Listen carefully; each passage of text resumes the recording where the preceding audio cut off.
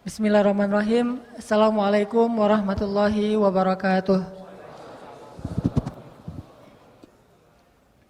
Alhamdulillahirabbil alamin. Hamdan katsiran tayyiban mubarakan fih kama yuhibbu rabbuna wa yarda.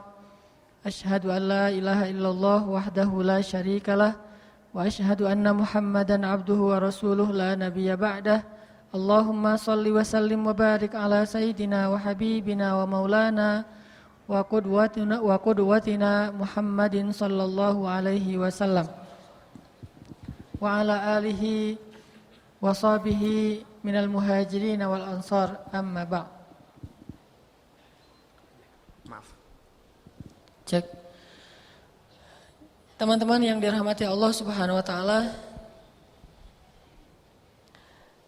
sesuai dengan poster yang disebarkan lewat Instagram, yang diposting di Instagram, kita pada malam ini akan membahas tentang bagaimana biar tetap semangat dalam ketaatan. Kalau bahasa posternya jangan kendor. Kalau bahasa pesantren istiqomah. Kalau dalam bahasa pesantren, istiqomah. Kenapa materi ini penting? Karena kalau kita pakai analogi kehidupan sehari-hari, sesuatu itu baru ada hasilnya kalau kita lakukan dengan istiqomah, dengan dawam. Apapun itu. Kalau kita pengen bisa sesuatu, pengen expert, pengen ahli dalam satu bidang, itu enggak akan bisa ujuk-ujuk kayak mimpi gitu. Tiba-tiba saya jadi seorang pembalap, tiba-tiba saya jadi seorang atlet, tiba-tiba saya jadi seorang pro gitu, enggak bisa. Atau mungkin kita punya semangat, cuman enggak bertahan lama. Kayak kita pengen jadi pro dalam main musik. Jadi gitaris paling keren gitu ya. Semua trik kita keluarin bisa gitu. Yang rock atau bahkan mungkin main gitarnya tuh yang ekstrim gitu. Yang kadang-kadang gitarnya ditaruh di belakang jadi main di belakang gitu ya. Saya pernah nonton tuh di YouTube tentang gitaris jalanan yang luar biasa kemampuan gitarnya. Kalau nggak salah di Italia. Itu main gitarnya tuh menurut saya mah kayak orang pakai mistik gitu. Sampai kayaknya berasa di hatinya tuh agak aneh. Jadi mendengar dia main gitar itu kayak disihir. Nah ini jadi jago kayak gitu tuh main gitarnya tuh udah luar biasa sampai menghayati banget. Kenapa? Karena dia tidak melakukannya dalam waktu sehari dua hari. Mungkin dari sejak dia kecil udah main gitar. Atau orang main organ, main piano gitu sampai bisa sambil loncat-loncat atau dia nggak ngelihat lancar banget. Kita mah main lagu Indonesia Raya aja kadang-kadang jadi fals gitu kan ya. Gara-gara nggak ahli. Kok bisa dia seperti itu? Karena dia latihannya dalam waktu yang cukup lama, istiqomah. Begitu juga kalau kita mau ahli di bidang apapun, termasuk baca Al-Quran. Kita ngafal Quran nih, pengen 30 juz. Lagi semangat, soalnya baru ketemu dengan seorang hafiz kayak kemarin Syekh Mahmud yang hafal Al-Quran sejak usia 14 tahun. Semangat pengen ngafal Quran kayak beliau. Datang ke masjid, hafal Quran, sehari bisa 2 lembar, 3 lembar, sampai 5 juz, udah gitu kendor. Maka yang 5 juz tadi, setelah kita tinggalkan 1 bulan, 2 bulan, jadi 0 lagi tuh. Gak jadi, kalau kita gak istiqomah. Tapi kalau kita istiqomah, satu hal yang sepele, asal kita istiqomahin, itu bisa jadi sesuatu. Kayak orang rajin tahajud. Orang kalau rajin tahajud istiqomah, jadi apa? Jadi ada tanda sujud di jidatnya. Wah itu rajin istiqomah sujud tuh. Cuman bisa juga sih, nggak harus kayak gitu-gitu amat, nggak harus setahun 2 tahun sujud. Ya udah kita pakai cara instan aja. Ketika kita sujud kita gosok-gosok gitu. Mungkin akan ada juga. Pas orang lihat, pas kita ketemu orang kita mah gini aja. Nunjukin kalau kita tuh ahli sujud. Kenapa lo gitu-gitu aja? Enggak sih, gatal di sini nih. Kamu nggak ngomong apa-apa? Apa emangnya? Kamu nggak ngeliat di sini nih? Akhirnya ujung-ujungnya terus terang gitu, pengen dipuji karena dia ahli sujud. Tapi tetap tidak akan sempurna seperti orang yang istiqomah. Mau pakai cara pintas, instan, yang gimana pun juga nggak akan pernah sama dengan hasil orang yang istiqomah. Makanya sampai Nabi SAW mengatakan sesungguhnya amal yang paling disukai Allah itu apa? Amal yang istiqomah walaupun cuma sedikit. Amal yang paling disukai Allah itu istiqomah walaupun cuma sedikit. Dan istiqomah ini punya banyak keajaiban. Selain memang akan menghasilkan sesuatu, istiqomah itu Allah berkahi. Bahkan Allah saking sayangnya kepada orang yang istiqomah, kalau dia sesekali meninggalkan kebaikan itu, Allah tetap mencatat dia melakukan kebaikan. Contoh teman-teman misalnya rajin tadi sholat berjamaah di masjid. Istiqomah nih sholat berjamaah di masjid. Atau ta'lim, setiap Rabu tuh pergi ke masjid TSM atau Al-Latif ta'lim. Istiqomah udah setahun, 2 tahun. Dan udah terlihat bahwa memang itu jadwal rutin dia. Itu udah menjadi lifestyle dia, udah menjadi kebiasaan dia. Udah istiqomah gitu, udah melekat. Sesekali gak bisa datang karena mungkin sakit, karena mungkin ada hajat yang lain, ada darurat. Maka Allah Subhanahu wa ta'ala tetap mencatat kita melakukan kebaikan itu. Kalau kita rajin tahajud, sesekali nggak bangun gara-gara capek banget mungkin habis pulang dari luar kota atau pas sakit, maka malam itu kita dicatat tetap melaksanakan tahajud. Ini keajaiban istiqomah. Kalau kita rajin baca Al-Quran 1 juz 1 hari, selama beberapa tahun, sesekali kita baca Al-Qurannya kurang dari 1 juz, maka tetap dicatat dia telah bertilawah 1 juz hari itu. Ini keajaiban dari istiqomah. Dan selain memang menghasilkan sesuatu, makin lancar baca Qur'annya, makin banyak ilmunya kalau rajin ta'lim, makin dekat sama Allah terasa di hatinya kalau rajin tahajud. Begitu juga dalam kehidupan kita sehari-hari. Kalau kita ngelakuin sesuatu walaupun sepele, kalau istiqomah terus menerus, pasti bisa. Tidak ada yang gak bisa dengan seizin Allah Subhanahu Wa Taala jika kita melakukan dengan istiqomah. Makanya banyak hal-hal yang luar biasa, mungkin kita bilang itu talent gitu ya, bakat seseorang yang bisa melakukan hal-hal yang unik gitu. Kenapa bisa melakukan hal-hal yang kayaknya mustahil dilakukan orang lain? Karena dia melakukannya tuh dalam waktu yang sangat lama. Anak motor misalnya, kok bisa dia jumping atau sampai freestyle motornya, orang bola pakai freestyle kayak Neymar misalnya, kok bisa? Karena dia melakukannya dalam waktu yang lama. Bahkan kalau kita baca tentang kisah-kisah hidupnya para pemain bola kayak legend tuh misalnya sebutlah Maradona atau mungkin dulu ada Pele segala macam. Itu mereka bisa seperti itu setelah sekian lama. Bahkan kadang di antara mereka ada yang sejak kecil udah jadi pemain bola gitu. Dari kayak Lionel Messi dari sejak usia 4 tahun itu udah masuk klub. Artinya mereka tidak sehari 2 hari untuk menjadi sesuatu. Begitu juga dalam agama. Ketika kita pengen jadi seorang yang soleh, solehnya itu tingkat sahabat atau tingkat tabi'in, itu bukan perjalanan sehari 2 hari. Mungkin itu adalah perjalanan seumur hidup kita.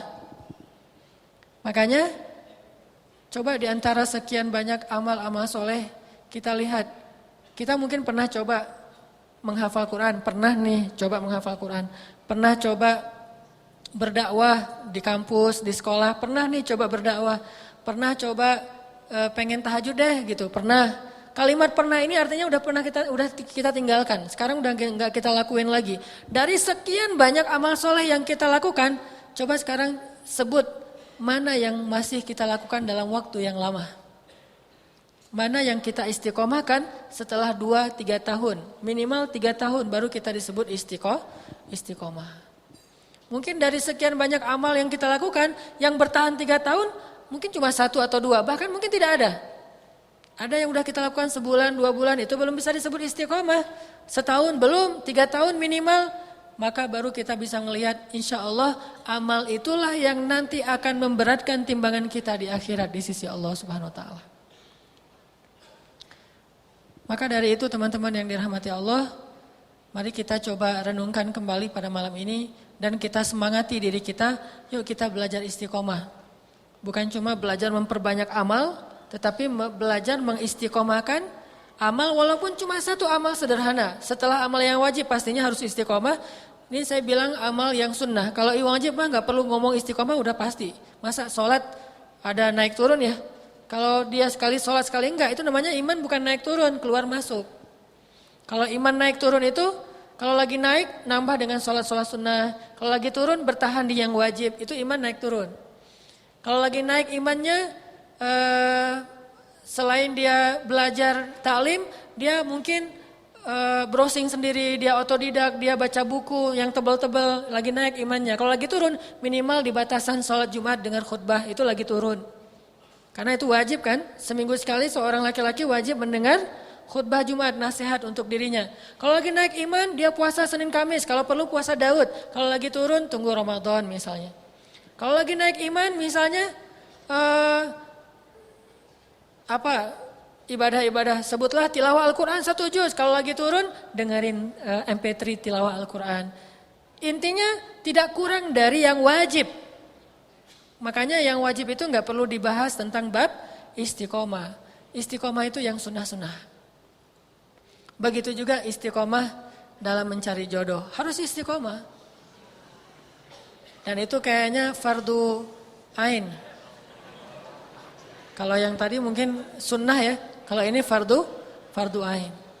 Ditolak, cari lagi. Ditolak, cari lagi aja terus. Atau ditolak, datang lagi. Ditolak, datang lagi. Sampai dia ngelihat wajah kita itu jadi kayak horor gitu.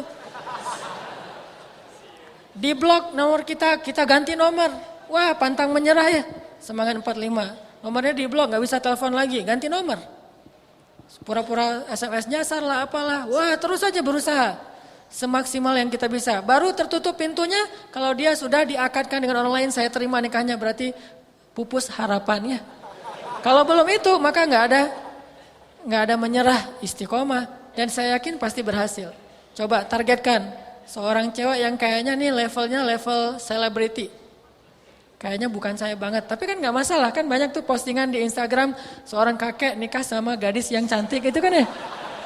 Kayak mustahil gitu, tapi si kakek itu bisa kayak gitu karena dia istiqomah. Seumur hidup dia ngejar cewek yang dia sukai, ternyata setelah usianya 60 tahun baru dapat, kan istiqomah kan. Cari aja pokoknya yang paling tinggi standarnya, setelah itu fastaqim, kemudian istiqomah lah. Saya yakin insya Allah akan ada hasil. Kalaupun gak hasil seperti yang persis kayak gitu, tapi ya agak-agak mirip-mirip gitulah. Insya Allah gak akan jauh dari yang kita targetkan. Istiqomah aja, sama kayak analogi orang nabung. Nabung sehari mungkin cuma Rp1.000, 1 koin gitu. Tapi kalau istiqomah selama 2 tahun, 3 tahun, kan menghasilkan sesuatu. Bisa beli sesuatu yang berharga. Karena memang dia istiqomah. Daripada orang nabung 200.000, udah gitu berhentinya setahun. Ya udah 200.000 aja. Dibandingkan orang yang 1.000 selama 1 tahun. Berapa tuh? 360 ribuan. Ketimbang orang yang nabung 10.000. Setelah sebulan hilang gitu. Jadinya berapa? Cuma 300.000. Masih mending yang istiqomah 1.000. Enggak memberatkan tapi ada hasil. Ini udah ngeberatin enggak ada hasil. Begitu kaidah atau sunnatullah dalam kehidupan kita. Makanya coba kita muhasabah malam ini sekalian memotivasi diri. Amal kita itu yang banyak, alhamdulillah sekarang udah mulai nambah amal-amal soleh. Mana sih yang kita istiqomahin di antara amal-amal yang sunnah? Karena dengan amal itulah nanti kita akan dibangkitkan. Faman ya'mal mithqala dzarratin khairan yarah. Barang siapa yang beramal, ya'mal itu dalam bentuk kalau bahasa Arab fi'lul mudhari. Kalau bahasa Inggrisnya tuh present continuous tense. Yang terus menerus. Faman ya'mal, artinya mudhari itu dilakukan secara terus menerus. Misqala dzarrah, walaupun cuma sekecil zarrah. Artinya ada amalan sepele banget, tetapi di sisi Allah nilainya besar. Kenapa? Karena ya'mal, terus menerus dilakukan. Sepele gitu, cari amalan yang sepele yang paling mudah, tapi kita istiqomahin. Contoh misalnya salam, assalamualaikum, ketemu orang, assalamualaikum. Setiap ketemu orang itu ngasih salam. Cuman kalau di teks kadang-kadang bikin orang agak-agak berat ya. Assalamualaikum warahmatullahi wabarakatuh. Panjang gitu. Orang lagi nyetir kan susah jawabnya Waalaikumsalam warahmatullahi wabarakatuh. Akhirnya WRWB gitu kan. Atau ASS misalnya. Atau kalau yang lebih tepat sebetulnya jangan ASS atau WRWB. Tulis saja salam. Salam itu kata-kata Nabi Ibrahim dan malaikat ketika bertemu. Ada di Al-Quran. Qalu salaman, qala salamun gitu ya. Malaikat bilang salam, Nabi Ibrahim bilang salam. Artinya kita punya amal istiqomah itu salam. Ketemu orang assalamualaikum, ketemu orang assalamualaikum. Asal dia muslim assalamualaikum. Kalau ketemu cewek assalamualaikum juga tapi nadanya beda. Assalamualaikum. Ya. Beda dikit gitu. Ada modus. Kenapa kamu salamin saya? Saya mah lagi belajar istiqomah salam.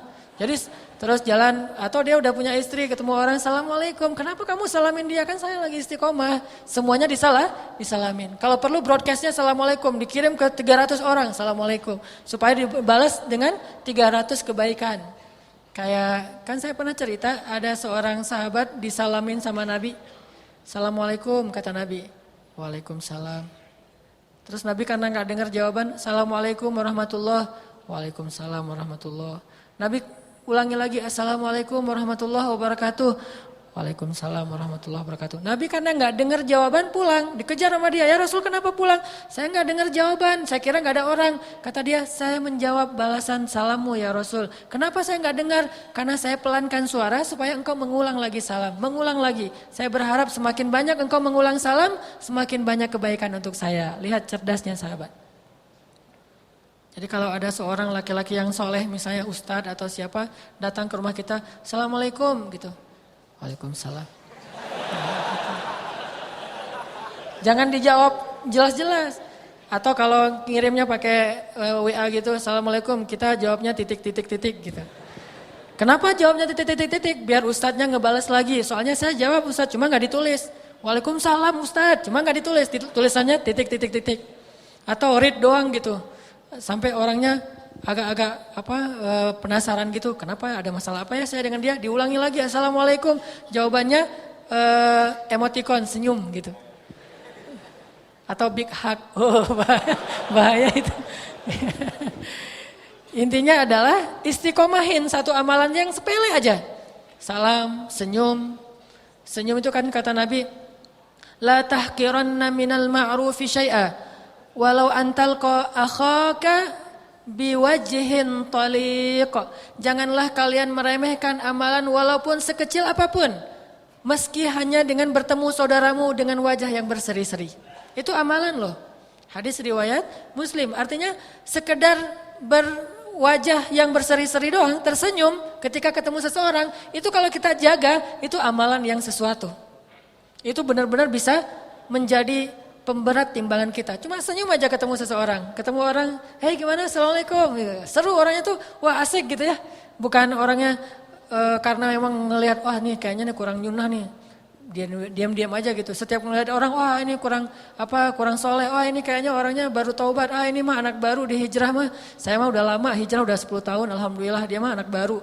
Jadi kita bully aja. Enggak, setiap ketemu orang, senyum. Ketemu orang senyum. Senyum dong amalannya tuh. Enggak usah sedekah, enggak usah umroh, enggak usah hafal Quran 30 juz. Coba jaga senyum doang, itu udah sesuatu. Ini karena istiqomah. Kenapa? Karena kata Allah, "Faman ya'mal mithqala dzarratin khairan yarah." Artinya seseorang itu dibangkitkan sesuai dengan amal yang dia istiqomahkan. Nanti kita bangkit tuh. Kan kata Allah di ayat yang di surat yang sama, yauma idzi yasdurun nasu ashtatan. Apa arti ashtatan? Ashtatan itu artinya berkelompok-kelompok. Jadi pada hari itu di padang mahsyar manusia itu akan dikelompok-kelompokkan. Mirip seperti padang Arafah, ada orang Indonesia, ada orang Arab, ada orang Eropa. Kan di Arafah mah tendanya beda-beda ya. Nah nanti di padang mahsyar manusia juga akan dikelompok-kelompokkan, tetapi dikelompokkan bukan berdasarkan bangsa. Coba gimana ayatnya? Yauma idzi yasdurun nasu ashtatan liyurau a'malahum. Liyurau a'malahum. Pada hari itu manusia akan dikelompok-kelompokkan untuk diperlihatkan amal mereka. Amal apa? Amal yang paling istiqomah, yang paling dawam. Jadi kalau kita ahli senyum, nanti kita akan bangkit bersama satu kelompok orangnya itu senang senyum. Kalau kita ahli salam, bangkit bersama satu kelompok orang yang senang salam. Kalau kita ahli tilawah Al-Quran, akan dibangkitkan bersama orang yang para pecinta Al-Quran. Hamilul Quran. Ada Salim Maula Abi Hudzaifah, ada Abdullah ibnu Mas'ud, ada Zaid bin Thabit. Ada banyak orang yang ahli dalam ilmu Al-Quran, kita berada di sana. Kalau kita istiqomahnya adalah suka ngomongin orang, suka ngomporin orang, nanti akan dibangkitkan bersama Ummu Jamil. Tabbat yada abi lahabi wa tab. Nanti ada ayat wa imra'atuhu hammalatal hatab. Hammalah itu artinya senangnya itu ngomporin orang. Sehingga nanti bangkitnya bersama hammalatal hatab, seperti Ummu Jamil, istrinya Abu Lahab. Kalau kita durhaka sama suami, nanti bangkitnya bersama istri Nabi. Begitu bangkit, lihat sebelah, siapa ini teh? Saya mah istri Nabi. Wah, Masya Allah. Nabi siapa? Nabi Lut. Wah, bahaya. Ternyata istri Nabi Lut. Dan apa kerjaan istri Nabi Lut? Ya gitu deh. Kerjaannya itu menghubung-hubungkan orang. Menghubungkan antara, dia ada cowok keren nih, siapa yang mau, itu kerjaan dia. Begitu datang malaikat, kalau nggak salah 3 orang malaikat datang kepada Nabi Lut dengan wujud laki-laki yang sempurna, istri Nabi Lut langsung broadcast. Ada cowok keren lah di rumah saya, ayo kalian kalau pengen lihat ini harganya spesial. Datang tuh cowok-cowok banyak ngelihat mana cowok-cowok keren. Pas ngelihat, wah keren banget tuh, langsung dilelang sama istri Nabi Lut. Berapa? 1 juta. Ini mah spesial, nggak ada di negeri kita. Jarang banget ada di Italia. Di Italia aja kalah, orang Italia aja kalah. Bayangin Del Piero gitu, orang pemain-pemain bola yang keren Italia, itu kalah sama malaikat yang turun dari langit. Sampai saking kerennya malaikat bisa dibilang itu seperti perempuan. Kayak artis Korea gitu deh. Cowok tapi mirip-mirip cewek gitu kan, saking kerennya gitu kan ya. Sampai Nabi Lut mengatakan sesungguhnya mereka adalah putri-putri saya. Dan mereka percaya kalau itu perempuan, saking bening. Nah artinya kalau dia seorang istri yang durhaka kepada suami, pas bangkit kenalan dengan siapa? Saya mah istri Nabi. Nabi yang mana? Nabi Nuh. Nah ini kan sama aja dengan istri Nabi Lut. Kenalan lagi, kamu siapa? Saya ayah Nabi. Ayah Nabi yang mana? Ayah Nabi Ibrahim. Azar. Kenapa kerjaannya adalah menyuruh orang untuk menyembah berhala. Dia memfitnah manusia dengan aliran sesat. Jadi kerjaannya tuh bikin aliran-aliran sesat. Ada juga yang bangkit, kenalan sama laki-laki yang keren banget. Siapa kamu? Saya Yahya alaihissalam. Oh, kok saya bisa masuk ke golongan Yahya alaihissalam? Karena kamu itu rajin duduk dalam majelis ilmu. Istiqomah. Yauma idzi yasdurun nasu ashtatan liyuraw a'malahum. Pada hari itu manusia akan dikelompok-kelompokkan sesuai dengan amal yang paling mereka istiqomahkan. Bagaimana kalau istiqomahnya ada 2 amal? Berarti dia dikelompokkan dengan orang yang istiqomahnya 2 amal. Gimana amal kita, begitulah kelompok kita. Makanya saya selalu bercita-cita suatu saat saya berharap bisa ketemu dengan Nuruddin Zinki, bisa ketemu dengan Umar bin Abdul Aziz, bisa ketemu dengan Umar bin Khattab. Kenapa? Karena semangat tajdid, semangat pembaharuan dalam agama, berdakwah di jalan Allah, sehingga nanti pas bangkit dari kubur itu tiba-tiba kita berada dalam sebuah kelompok, ngelihat di sebelah orang gagah-gagah, Mas namanya siapa? Umar. Umar yang mana ya? Umar kayaknya banyak. Umar bin Khattab. Wah Masya Allah Umar bin Khattab. Sebelah lagi namanya siapa? Umar juga, Umar banyak banget Umarnya nih. Umar yang mana? Umar bin Abdul Aziz. Kan keren tuh kan ya.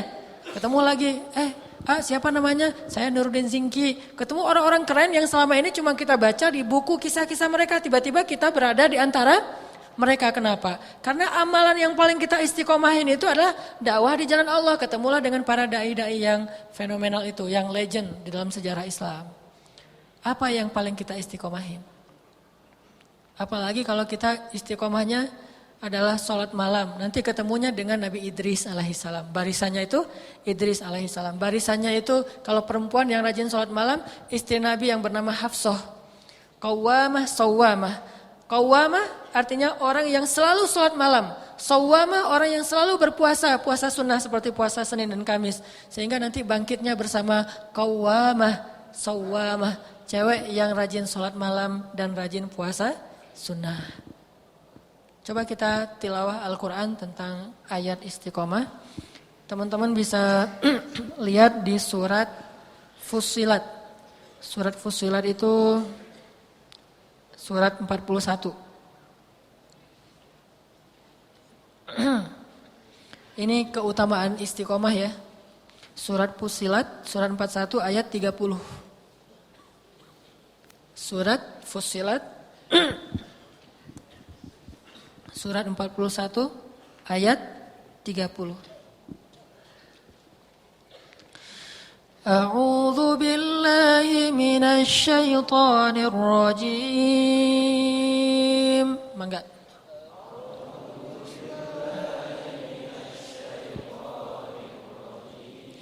Bismillahirrahmanirrahim.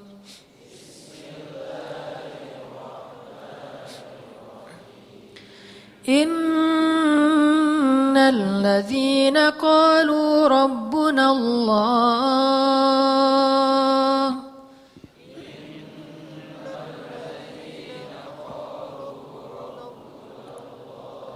thumma istaqamu tatanazzalu alaihimul malaikatu alla takhafu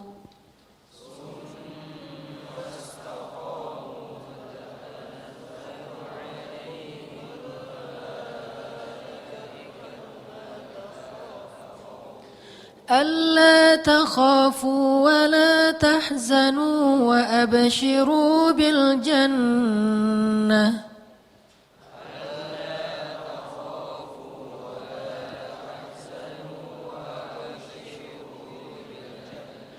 وأبشروا بالجنة التي كنتم توعدون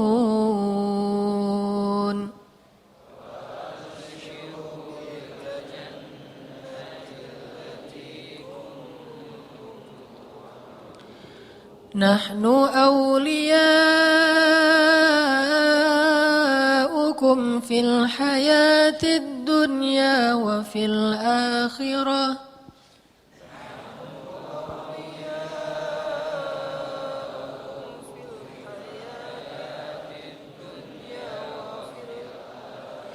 ولكم فيها ما تشتهي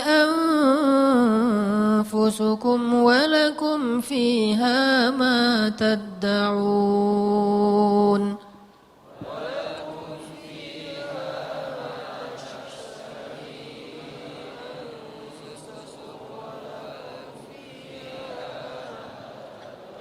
نزلا من غفور رحيم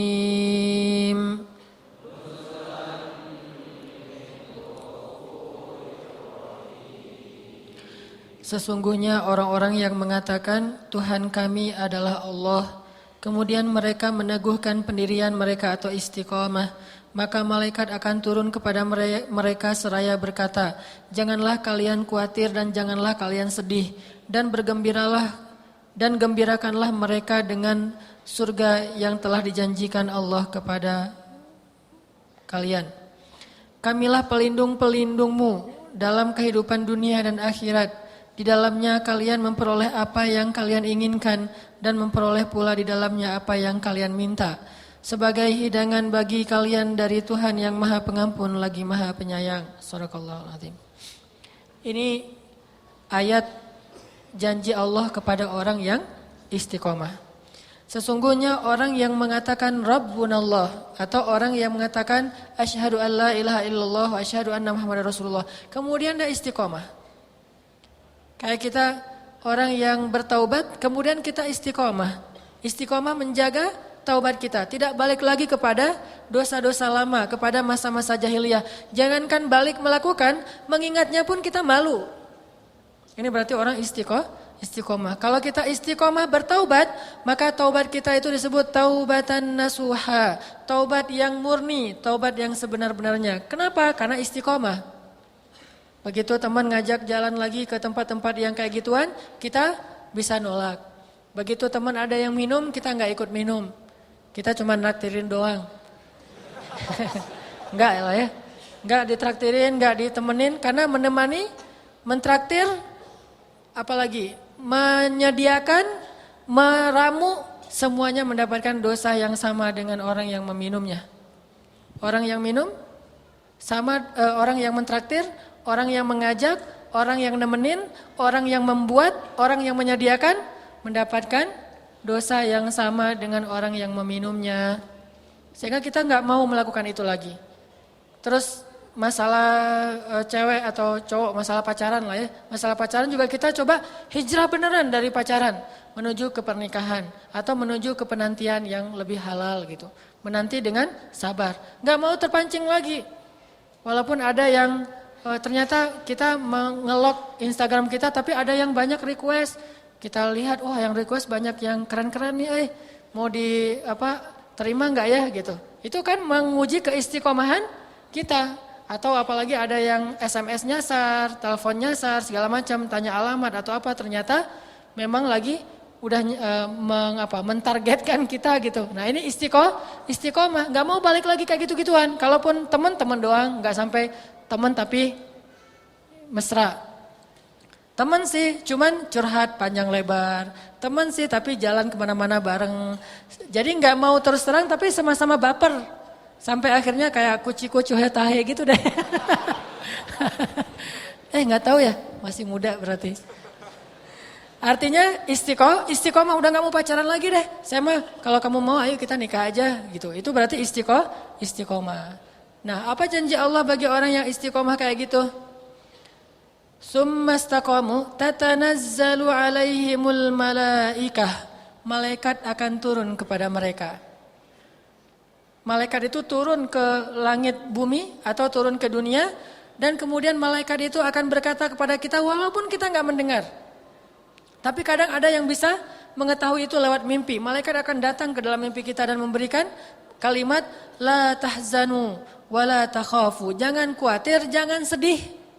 Kalian nggak perlu khawatir dan kalian nggak perlu sedih. Apa yang udah terjadi kalian nggak perlu sedih. Apa yang akan terjadi kalian nggak perlu khawatir karena Allah Subhanahu Wa Taala akan menjamin kebahagiaan untuk kalian kalau istiqomah. Pasti jadi tuh.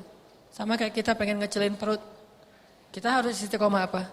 Istiqomah push up, istiqomah sit up, istiqomah makan sebelum jam 9 malam, istiqomah minum air hangat sebelum tidur, istiqomah tidur jangan lebih dari jam 11 malam, jangan begadang.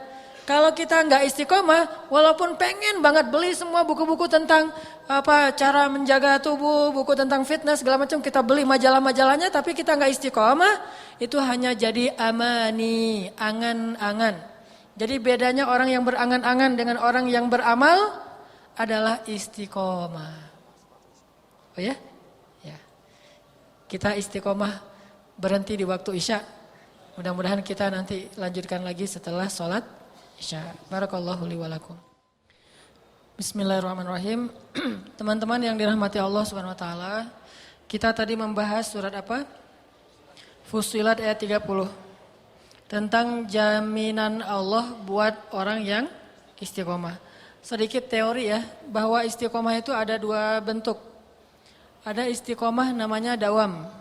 Dawam itu continue, terus menerus. Kayak contoh-contoh yang tadi saya sebutin, kita sholat tahajud, dawam. Kita tilawah Al-Quran, dawam. Kita tersenyum kepada orang lain, dawam. Kita memaafkan orang lain itu sering. Ini namanya istiqomah dalam bentuk dawam. Sesungguhnya amal yang paling disukai Allah adalah adwamuha, yang paling dawam. Walaupun wa in qallat, walaupun cuma sedikit. Kata Nabi, inna ahabbal a'mal ilallah, sesungguhnya amal yang paling disukai Allah itu adwamuha, yang paling dawam, yang paling kontinu. Wa in qallat, walaupun cuma sedikit. Faman ya'mal mithqala dzarratin khairan yarah. Itu satu makna istiqomah. Yang kedua, makna istiqomah itu artinya mustaqim, on the track. Tidak mencela-mencela gitu. Enggak ke kanan, enggak ke kiri yang dia kadang-kadang gagal fokus. Jadi makna istiqomah, fokus aja, on the track aja, enggak usah keluar dari jalur yang sudah Allah buat. Ibarat kereta api mah tetap di atas relnya, enggak keluar dari rel, maka itu juga makna istiqomah. Kayak kita lagi sakit, kemudian kita berobat ke dokter, itu masih on the track? Masih? Masih ya, karena medis itu ilmiah dan ilmiah itu dibolehkan dalam agama. Datang ke dokter, ternyata belum ada hasil, belum ada perubahan, masih aja sakit. Terus kita datang ke terapis, kita minum herbal. Selain obat-obat yang medis yang dari konvensional, kita minum herbal juga yang holistik. Itu juga masih on the track. Yang nggak boleh adalah ketika kita dokter mungkin mengatakan, ini udah parah, suruh pulang aja dan makan aja apa yang dia suka. Atau kemudian terapi juga nggak ada hasil, nggak ada perubahan, nggak ada progres. Akhirnya kita datang ke orang pintar, datang ke dukun.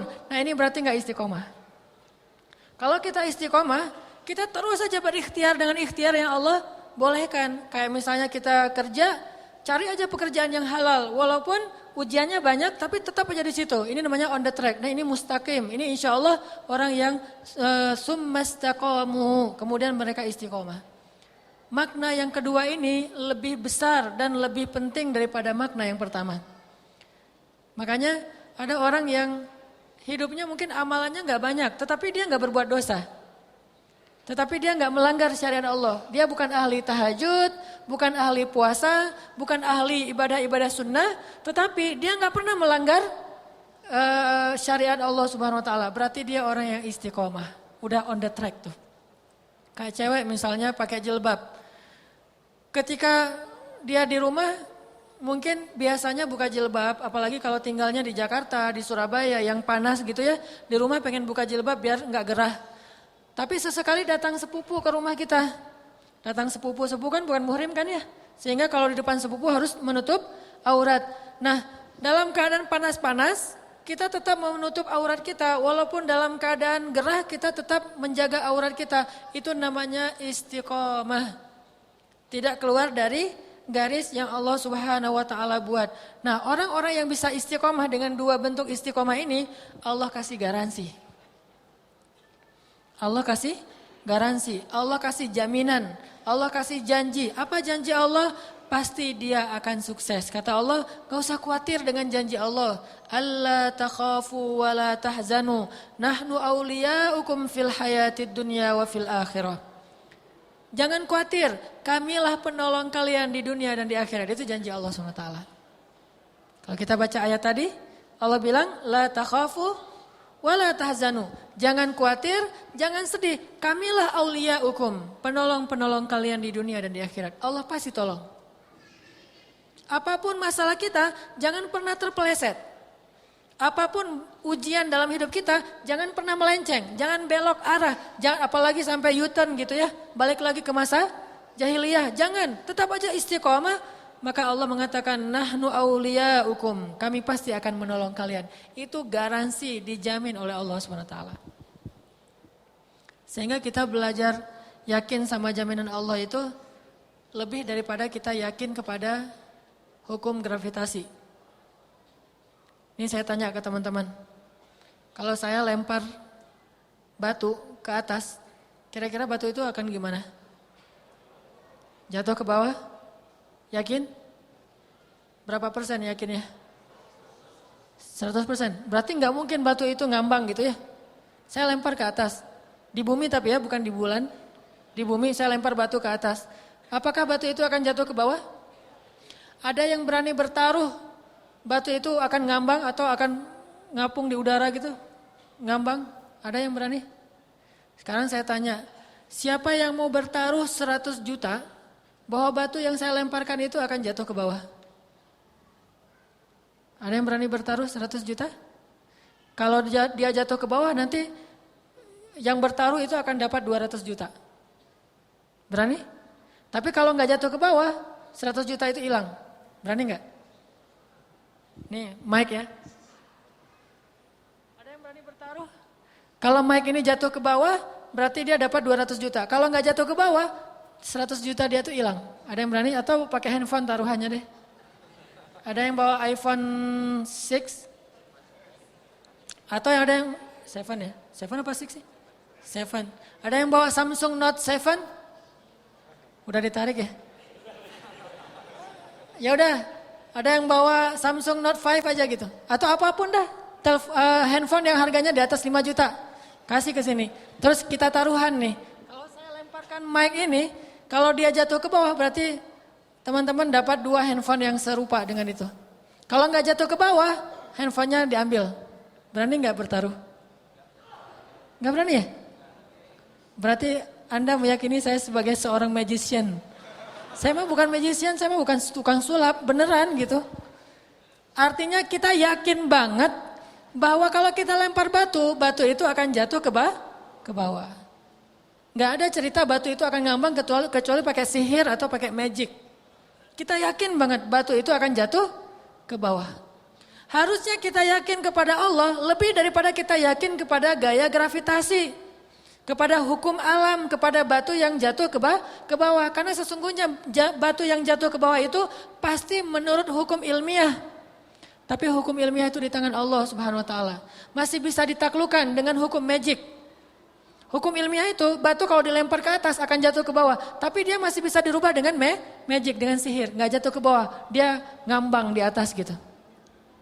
Tapi walaupun itu kita masih yakin yang namanya batu kalau dilempar ke atas itu pasti jatuh ke bawah. Kenapa kita nggak yakin kepada Allah Subhanahu wa taala yang kekuasaannya itu tidak ditaklukkan oleh apapun, oleh magic nggak bisa, oleh sihir nggak bisa, oleh ilmiah nggak bisa, oleh apapun khurafat nggak bisa, oleh mitos nggak bisa. Hukum Allah lebih mutlak dan janji Allah itu lebih pasti daripada batu yang jatuh ke bawah, lebih pasti.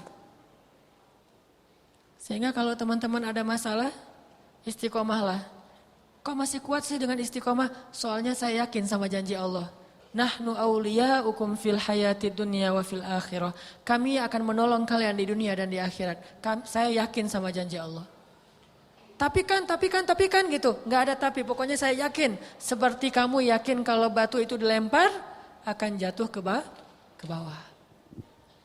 Saya kasih analogi lain. Real Madrid datang ke Indonesia. Terus main bola lawan klub anak-anak taklim hari Rabu. Nih kita semua di sini nih bikin kesebelasan. Kita pilih di antara kita di sini. Kebetulan di sini mungkin nggak ada anak Persib, nggak ada atlet-atlet pro lah ya. Kita yang biasa-biasa aja main bola di jalan gitu. Kita bikin kesebelasan lawan Real Madrid yang udah mungkin juara Eropa gitu. Kira-kira kalau ada taruhan, kita mau bertaruh megang siapa? Megang Real Madrid? Yakin? Saya loh kipernya. Saya doain gak akan masuk. Begitu si Cristiano Ronaldo deketin, tak sumpahin loh. Enggak berani kan? Enggak. Bertaruh ke siapa? Real Madrid ya? Berani bertaruh pakai apa? Ini lawan anak-anak Rabu nih, anak-anak taklim Rabu. Kira-kira teman-teman kalau misalnya kita lawan Real Madrid, terus ada taruhan, megang Real Madrid, berani pakai apa? Pakai Avanza berani? 100 juta? Siap insya Allah 100 juta? Hah? Masih ragu? Oh berarti masih kemungkinan kita menang gitu ya lawan Real Madrid ya? Gak ada kemungkinan menang lawan Real Madrid mah. Gimana pun kita berdoa tahajud gitu. Kecuali dengan seizin Allah ya. Kalau hanya mengandalkan hukum ilmiah itu gak mungkin kita menang. Kecuali tiba-tiba Cristiano Ronaldo jadi diare kemudian Benzema tiba-tiba demam, panas dingin. Wah kenapa ini kena penyakit semua? Mungkin. Tapi kalau normalnya, ilmiahnya gak mungkin anak-anak taklim Rabu mengalahkan Real Madrid kalau Real Madrid mainnya serius. Sehingga kita berani bertaruh. Avanza saya taruhin. Judi gitu. Karena saya pasti akan dapat 2 Avanza.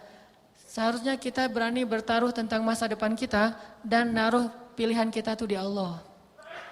Kenapa kita nggak berani bertaruh untuk Allah? Ini masa depan nih saya pertaruhkan nih. Kalau saya nggak pacaran, apakah saya tetap akan bisa menikah? Taruh aja taruhannya sama Allah. Allah bilang, siapa yang istiqomah, kami tolong dia. Aduh, kalau saya putusin, ntar dia sama yang lain gimana ya? Nggak usah khawatir, udah aja pertaruhkan masa depan kita sama Allah. Nanti kita akan bilang, untung dulu saya putusin. Untung dulu saya putusin. Itu pengalaman pribadi. Untung dulu saya diputusin. Bukan putusin. Untung saya dulu diputusin. Kalau nggak diputusin saya mungkin nggak ketemu dengan istri saya yang sekarang yang bidadari saya banget. Untung saya dulu diputusin. Sehingga saya ketemu dengan bidadari. Cie. Hashtagnya cie. Yakin aja sama Allah. Pokoknya kalau misalnya ada pertaruhan hidup, pilihan antara halal dan haram. Kalau antara halal dan haram tuh nggak usah sholat istikharah. Sholat istikharah itu berlaku hanya untuk yang halal dan halal. Tapi kita bingung mana yang terbaik. Kalau yang satu halal, yang satu haram. Ntar dulu saya istikharah dulu nih. Yang pilih yang halal apa yang haram. Gak perlu itu mah. Kalau halal haram udah aja pilih yang halal. Antara benar dan salah pilih yang benar. Gak perlu istikharah. Ntar dulu ya saya mau tanya ke Ustadz dulu. Ustadznya bilang pilih yang halal atau ntar dulu kan Ustadznya baru satu. Saya pengen memilih jumhur ulama. Mayoritas ulama gitu. Udah gak perlu yang kayak gitu-gitu. Karena udah jelas halal dan haram. Pilihlah Allah, Allah pasti akan menjamin kehidupan kita. Sama kayak kita misalnya punya iPhone. Rusak nih, pengen diservis. Kalau kita servis di iPhone, itu dikasih garansi ya. Sehingga kalau rusak lagi pasti nanti gratis. Tapi kalau kita servis di selain iPhone, di tempat-tempat biasa, servis yang biasa, nggak ada garansinya kecuali garansi toko doang gitu. Paling 3 hari, itu juga kalau ada. Kira-kira kita akan milih garansi yang mana? Akan milih servis di mana nih? Di iPhone yang resmi supaya ada garansinya.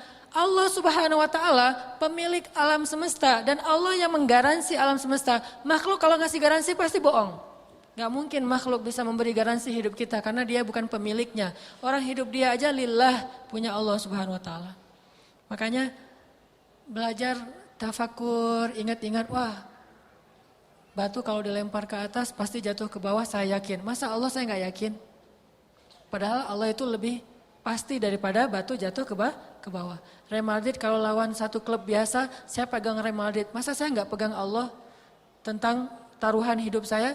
Karena Allah itu punya track record yang jauh lebih keren daripada Real Madrid. Kenapa kita pegang Real Madrid? Karena dia selama ini kita lihat track recordnya itu selalu menang ya. Dalam banyak pertandingan terutama juara Eropa misalnya.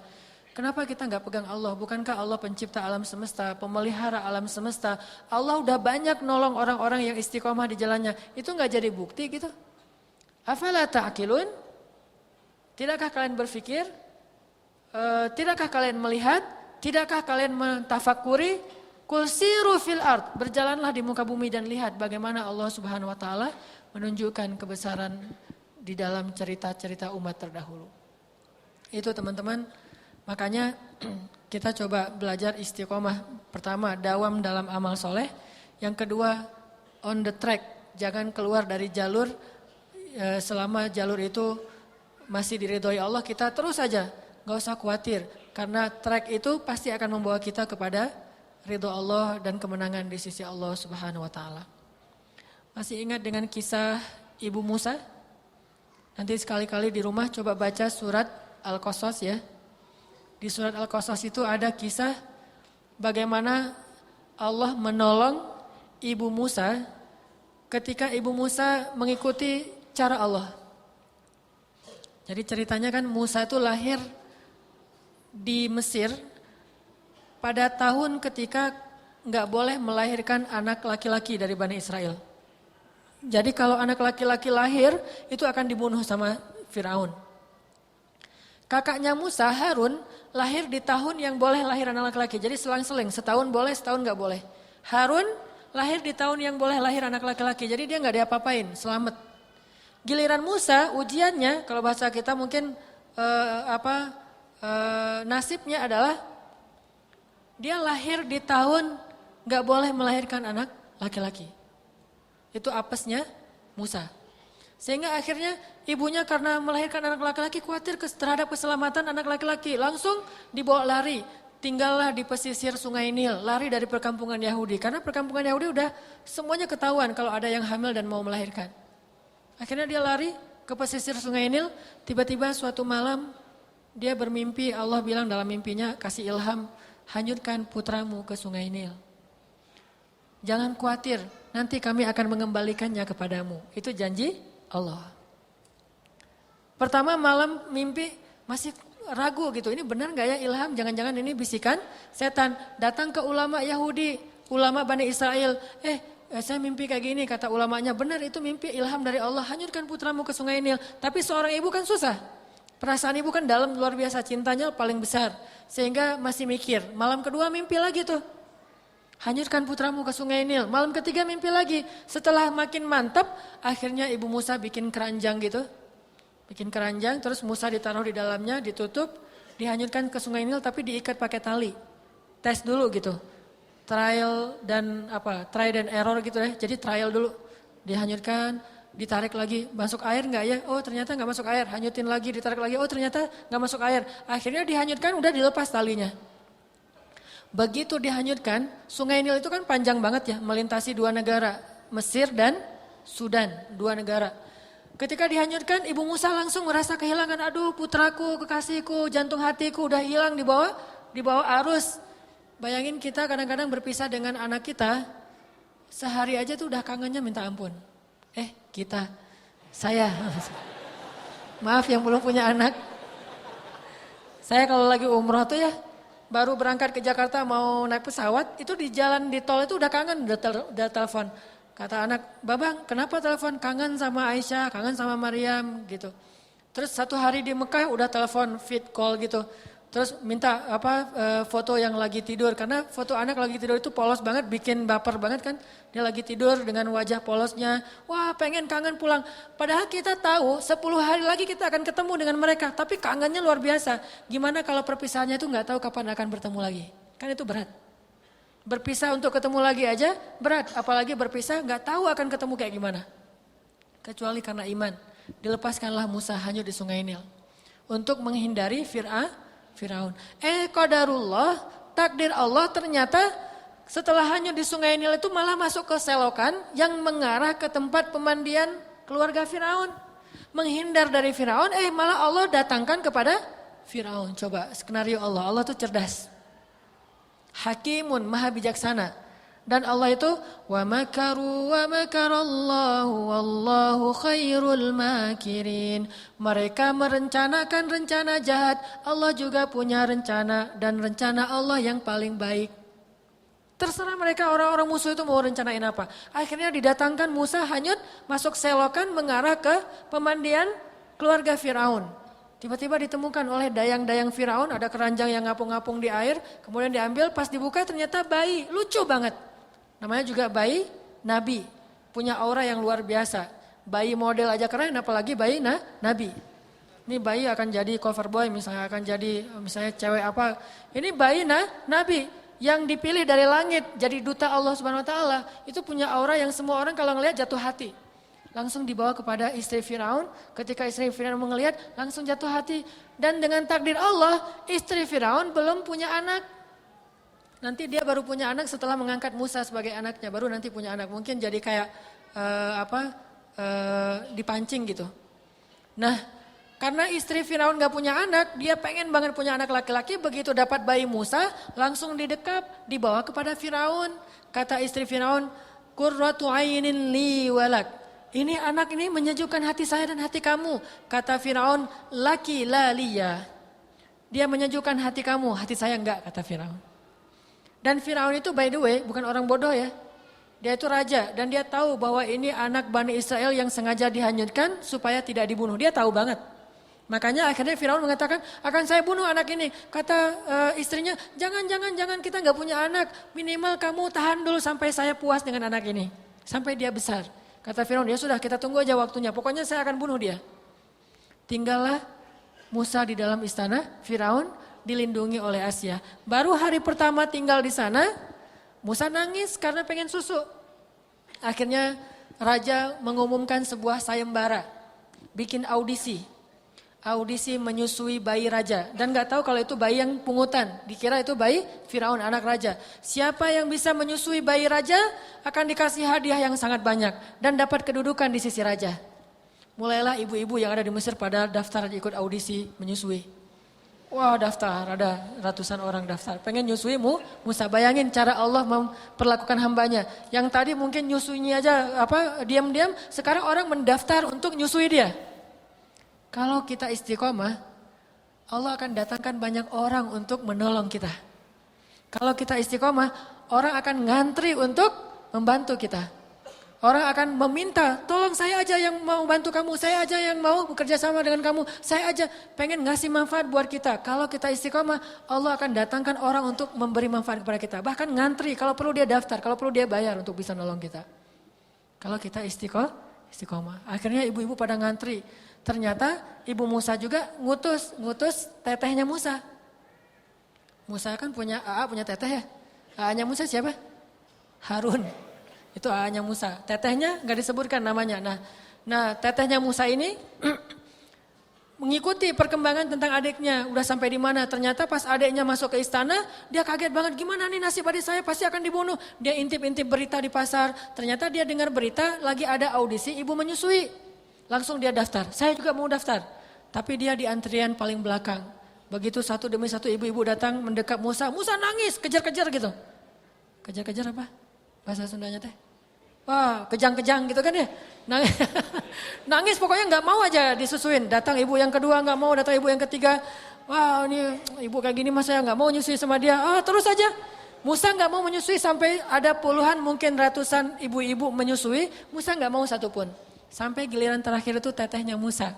Begitu datang orang-orang kerajaan bingung. Ini anak ABG tapi mau menyusui. Kamu ngapain ke sini? Saya pengen daftar juga. Kamu nggak bisa menyusui untuk apa bayi itu? Enggak, saya bukan mau menyusui, mau menawarkan seorang ibu susu yang baik. Akhirnya dia datang kepada Asia, istri Firaun bilang, maukah kalian aku tunjukkan seorang ibu yang bisa menyusuinya dan mendidik dia dengan baik? Kata Asia karena udah gak ada pilihan, ya sudah datangkan ibu itu ke sini. Kalau dia bisa, saya kasih hadiah besar. Datanglah ibu Musa, dibawa sama tetehnya. Bu, adik udah ketemu di mana? Di istana Firaun. Hah? Gitu.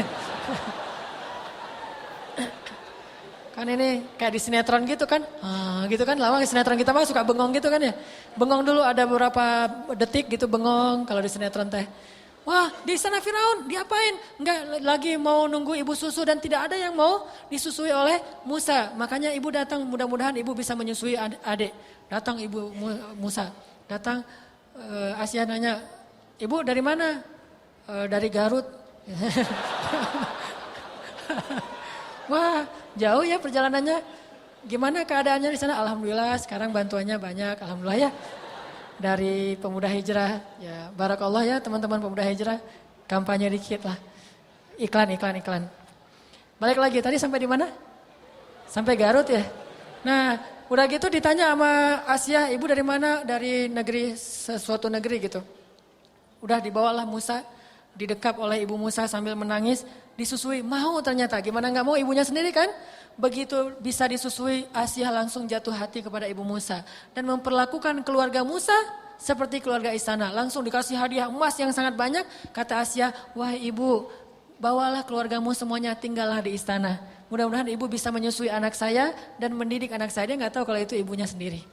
Sehingga sejak saat itu, Musa, tetehnya Musa, AA-nya Musa, abahnya Musa, maknya Musa, semuanya tinggal di istana. Coba bayangin. Sekarang saya mau tanya, bayangin kalau ibu Musa gak istiqomah, gak mau ngikutin track yang Allah buat, maka mungkin Musa seumur hidupnya dalam keadaan buronan. Ya kalau gak ketemu, gimana kalau ketemu? Akhirnya dibunuh. Tapi karena ibu Musa itu mengikuti track yang Allah buat, mengikuti cara Allah, walaupun cara itu terlihat di awalnya itu ngeri gitu, gak masuk akal. Tapi gak usah khawatir, itu hanya awalnya. Karena endingnya Allah jamin nahnu auliyaukum, kami pelindung kalian, gak usah khawatir. Banyak dari kehidupan kita tuh kayak gitu.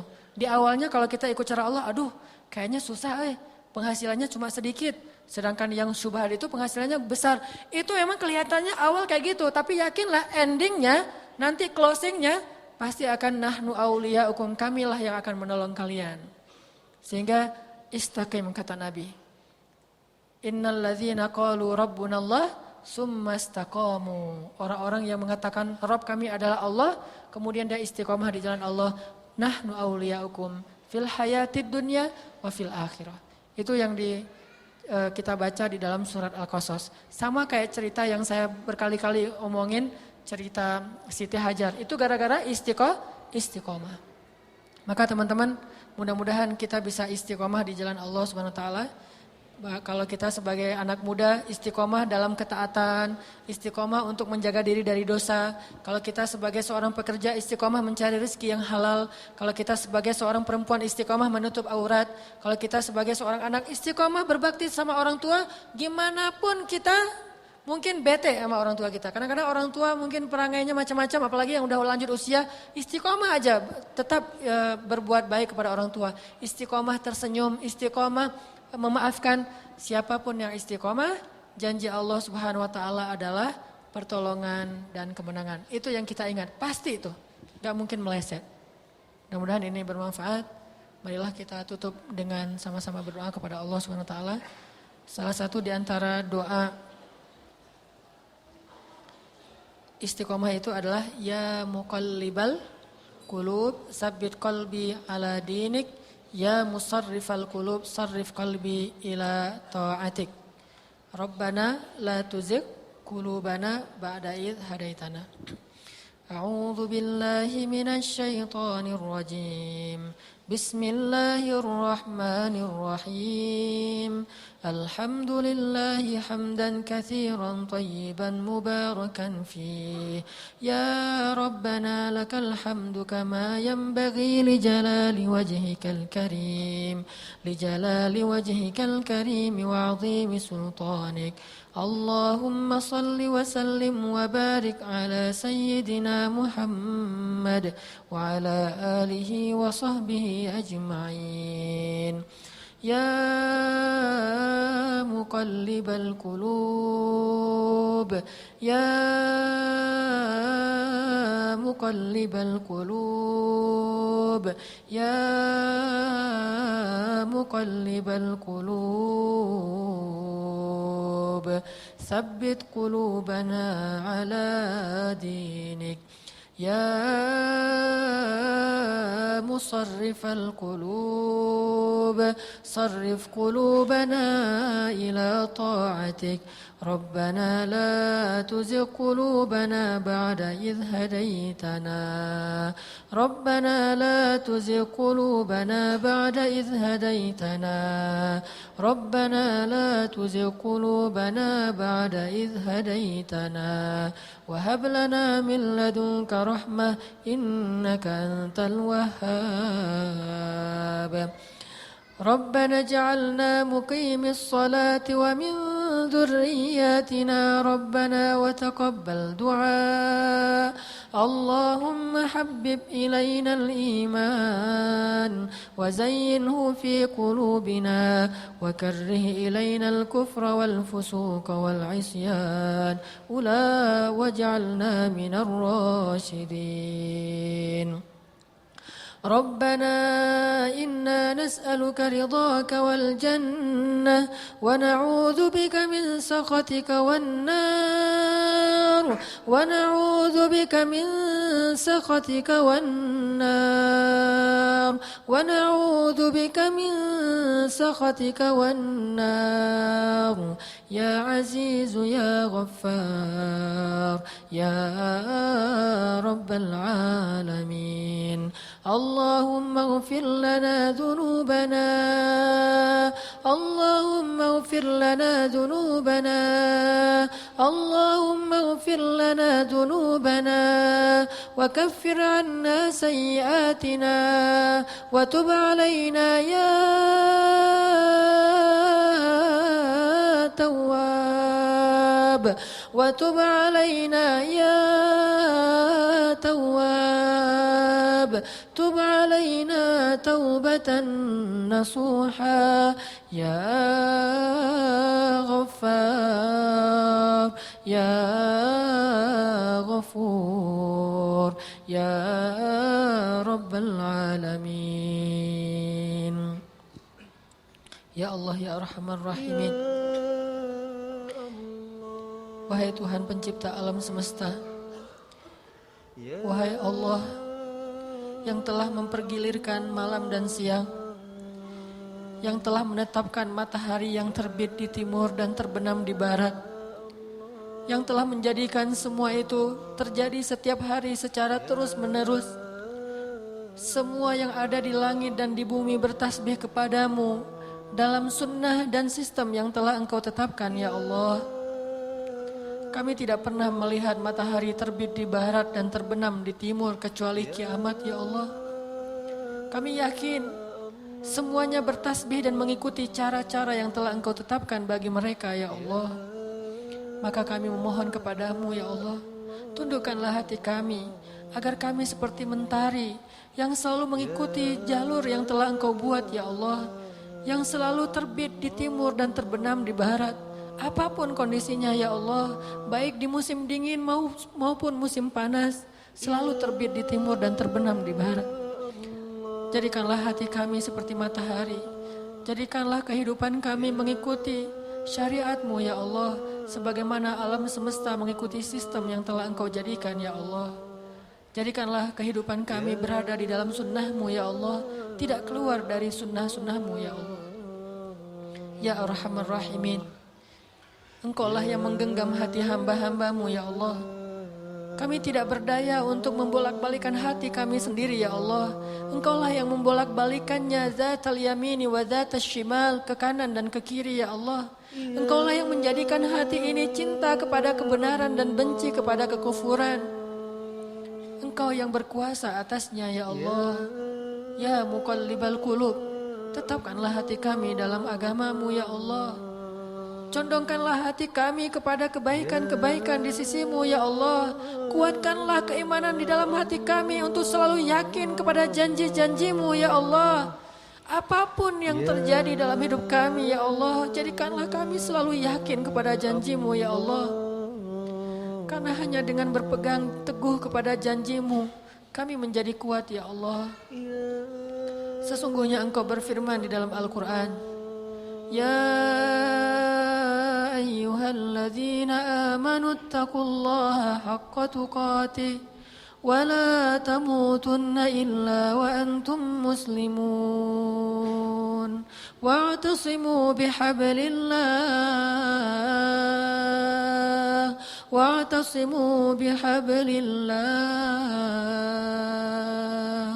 dan berpegang teguhlah kalian kepada tali agama Allah. Berpegang teguhlah kalian kepada janji Allah. Jangan kalian melepaskan janji-janji Allah. Janganlah kalian memegang janji-janji lain selain janji Allah. Karena sesungguhnya hanya tali agama Allah yang kokoh.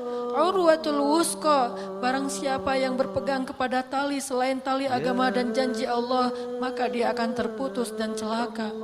Ya Allah ya Arhamar Rahimin, kuatkanlah hati kami ya Allah ketika Engkau menguji kami ya Allah, agar kami tetap istiqomah di jalan-Mu ya Allah, agar kami tetap dalam ketaatan kepada-Mu ya Allah, agar kami tidak pundung dalam menjadi hamba-Mu yang soleh ya Allah, ya Arhamar Rahimin. Jadikanlah kami orang-orang yang mencintai kebenaran, dan jadikanlah rasa cinta itu indah di dalam hati kami ya Allah. Dan jadikanlah kami orang yang benci kepada kekufuran, dan rasa benci itu kuat di dalam diri kami ya Allah. Ya Arhamar Rahimin, satukanlah hati kami sesama kaum muslimin, sehingga kami hidup dalam keadaan bersaudara dan saling mencintai ya Allah. Ya muqallibal qulub, ya Arhamar Rahimin, bangkitkanlah kami nanti di akhirat dengan amal-amal yang baik yang kami istiqomahkan. Janganlah Engkau bangkitkan kami di akhirat dengan dosa-dosa yang tidak mampu kami tinggalkan ya Allah. Janganlah Engkau bangkitkan kami di akhirat sebagai orang-orang yang celaka karena kami durhaka kepada orang tua kami ya Allah. Janganlah Engkau bangkitkan kami di akhirat sebagai orang-orang yang banyak meninggalkan sholat ya Allah. Kami sadar ya Allah, mungkin kami lebih istiqomah untuk telat sholat daripada istiqomah berjamaah ya Allah.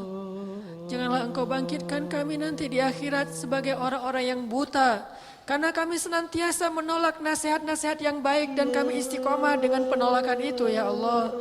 Bangkitkanlah kami dengan ibadah-ibadah kami ya Allah. Bangkitkanlah kami sebagai orang yang jujur. Bangkitkanlah kami sebagai orang yang ahli Al-Quran. Bangkitkanlah kami sebagai ahli ilmu. Bangkitkanlah kami sebagai anak muda yang tumbuh dalam ketaatan. Bangkitkanlah kami sebagai orang yang hatinya terikat dengan masjid. Bangkitkanlah kami sebagai orang-orang yang selalu ikhlas di jalan-Mu ya Allah. Kadang kami menjadi lemah ketika ada seseorang yang berbuat salah kepada kami, sehingga membuat kami berpikir kembali untuk melakukan kebaikan baginya. Istiqomahkanlah kami ya Allah. Sadarkanlah kami bahwa kami tidak berbuat kebaikan untuk dipuji. Kami tidak berbuat kebaikan untuk mendapat manfaat dari manusia. Kami tidak berbuat kebaikan untuk pamrih. Kami tidak berbuat kebaikan untuk dunia. Kami berakad berbuat kebaikan karena menginginkan kebaikan darimu ya Allah. Dan Engkau tidak pernah ingkar janji ya Allah. Ya Rabbana, atina fid dunya hasanah wa fil akhirati hasanah wa qina adzabannar. Subhana rabbika rabbil izzati amma yasifun. Wassalatu wassalamu alal mursalin walhamdulillahi rabbil alamin. Wassalamualaikum warahmatullahi wabarakatuh.